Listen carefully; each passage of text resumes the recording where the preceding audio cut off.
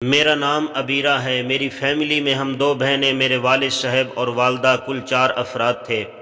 میرے والد صاحب فروٹ والی ریہڑی لگاتے تھے۔ ہم لاہور ٹھوکر کے رہنے والے تھے۔ ایک دن میرے والد صاحب کا ایکسیڈنٹ ہو گیا اور ان کے مہرے خراب ہو گئے۔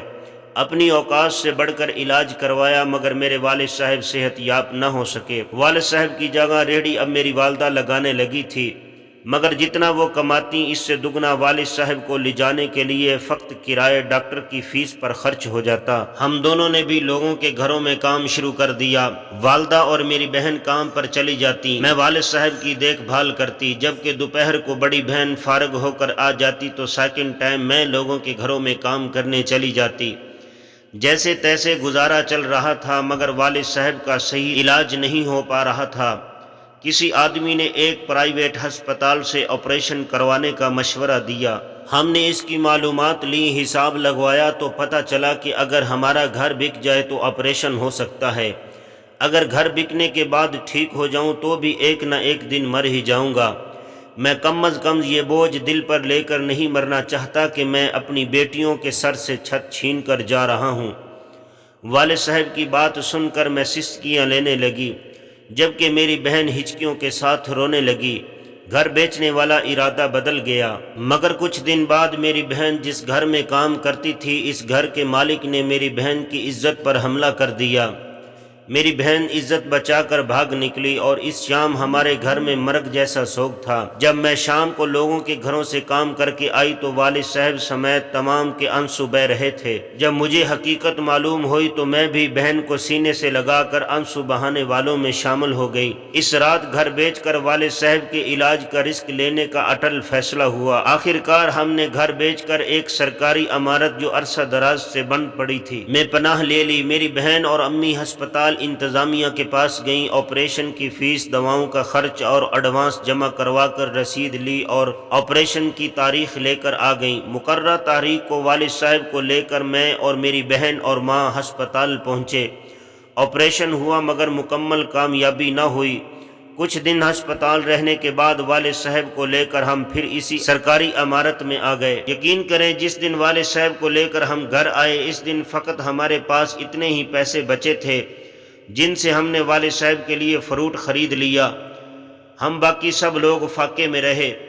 دوسرے دن میری بہن والد صاحب کے پاس رہی، میں اور میری والدہ کام ڈھونڈنے نکلی۔ ہمیں کام تو نہ ملا مگر واپسی پر ایک ہوٹل کے قریب کچرا دان سے شاپر میں پیک کھانا مل گیا۔ گھر آ کر میں، میری ماں، بہن نے بسم اللہ پڑھ کر کھانا کھایا، اللہ کا شکر ادا کیا۔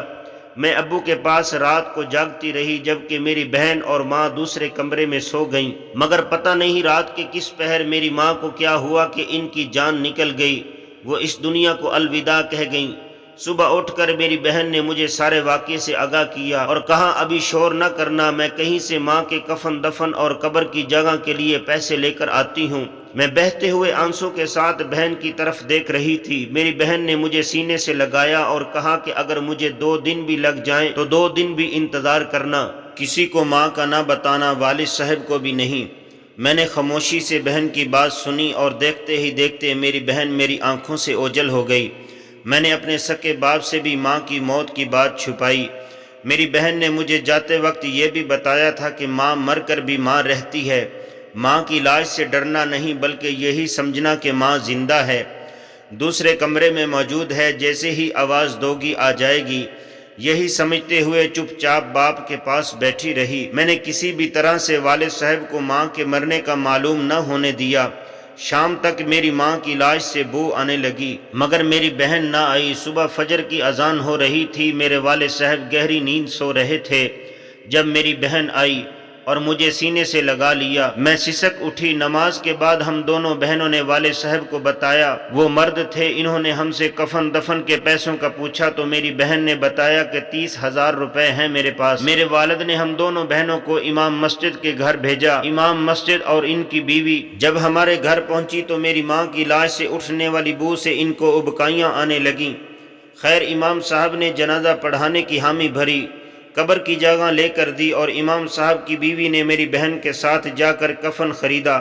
امام صاحب کی بیوی نے کفن پر کچھ آیات لکھیں اور کھڑے ہو کر ہمیں بتاتی رہیں کہ ایسے غسل دو۔ ہم دونوں بہنوں نے ماں کو غسل دیا۔ مسجد میں اعلان کے بعد 8-9 آدمی آئے، قریب قبرستان میں میری ماں کو جنازے کے بعد سپرد خاک کر آئے۔ جس دن میری ماں کو مرے تیسرا دن تھا، اس دن میری بہن گھر چھوڑ کر چلی گئی۔ میں نے لاکھ منتیں کی مگر اس نے کہا کہ وہ مجبور ہے، اور جانے سے پہلے مجھے سینے سے لگاتے ہوئے فقط اتنا کہا کہ میری لاڈلی بہن، اللہ تجھے اپنے حفظ و امان میں رکھے۔ اگر والد صاحب کا انتقال ہو جائے تو والد صاحب کا کفن کمانے کے لیے درندوں کی اس دنیا میں نہ نکلنا، بلکہ ہو سکے تو گھسیٹ کر کسی چوراہے پر لاش رکھ دینا، کوئی خدا ترس دفنا دے گا۔ اتنی بات کرنے کے بعد میری بہن نے میرے کندھے سے لگ کر فقط 3 سسکیاں لیں اور چلی گئی۔ میرے والد صاحب کا انتقال ہو گیا۔ میں نے بہن کی نصیحت پر تھوڑا سا طریقہ بدل کر عمل کیا۔ اس کے بعد میں یہاں رہنے آ گئی جہاں میں نے سلائی کا کام سیکھا۔ سلائی سے جو پیسے کماتی ہوں ان کا کفن خرید کر رکھ لیتی ہوں۔ جہاں کسی کا بھی انتقال ہو کفن میں پہناتی ہوں۔ لاکھ انتظار کے بعد بھی پتہ نہیں کیوں میری بہن کبھی لوٹ کر نہیں آئی۔ پتہ نہیں وہ کہاں کس حال میں ہے۔ وہ اس دنیا میں ہے جہاں میں رہ رہی ہوں، یا اس دنیا میں ہے جہاں میرے والدین رہ رہے ہیں۔ یہ دنیا بہت ظالم ہے۔